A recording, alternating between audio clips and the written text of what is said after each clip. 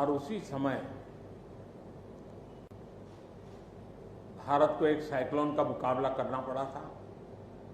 उस समय सबसे ज्यादा दुष्परिणाम उड़ीसा पर हुआ था।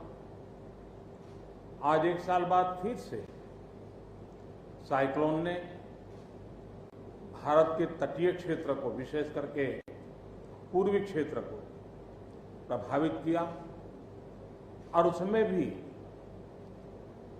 सबसे ज्यादा दुष्परिणाम पश्चिम बंगाल के हमारे भाइयों बहनों को, पश्चिम बंगाल के नागरिकों को, यहाँ के संपत्ति को बहुत हानि पहुंचाई है।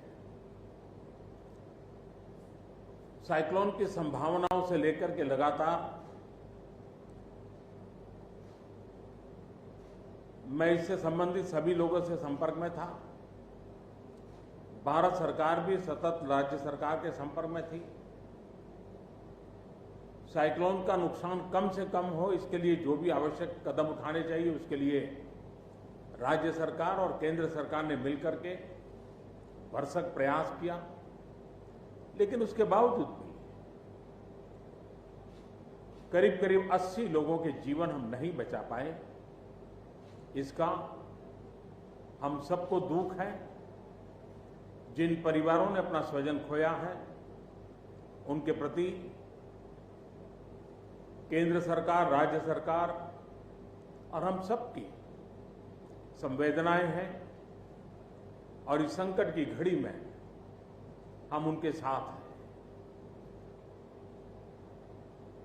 संपत्ति का भी नुकसान काफी होता है, चाहे एग्रीकल्चर हो, चाहे पावर सेक्टर हो, चाहे टेलीकम्युनिकेशन हो, चाहे घरों का उजड़ जाना हो, अनेक प्रकार का, चाहे वो इंफ्रास्ट्रक्चर का हो, चाहे व्यापार जगत से लोग जुड़े हुए हो, चाहे खेती क्षेत्र से जुड़े हुए, हर किसी को नुकसान होता है। आज मैंने हवाई निरीक्षण करके बारीकी से इस प्रभावग्रस्त विस्तार को मुख्यमंत्री जी के साथ, गवर्नर श्री के साथ दौरा करके उसको देखा है। अभी राज्य सरकार ने और मुख्यमंत्री जी ने विस्तार से मेरे सामने जो भी प्राथमिक आकलन है उसका ब्यौरा दिया है।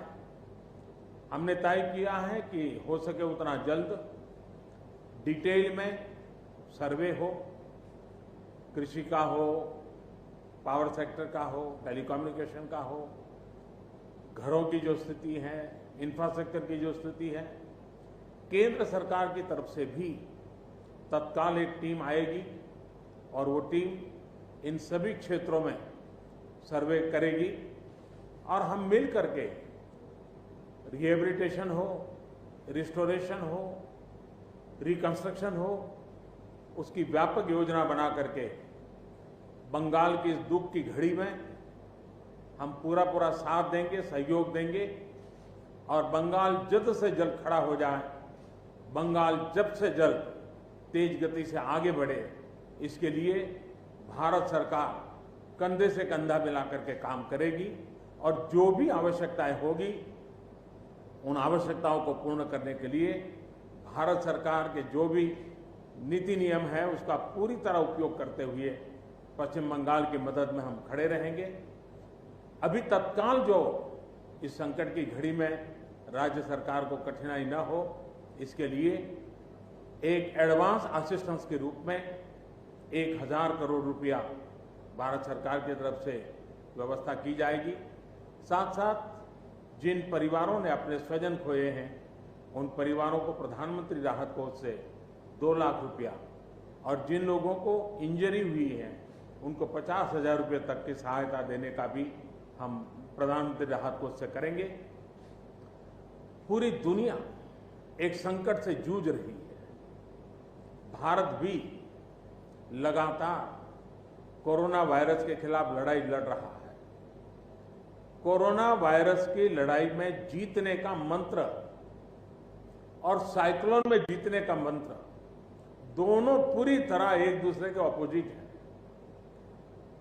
कोरोना वायरस से लड़ने का मंत्र है, जो जहां है वहीं रहे,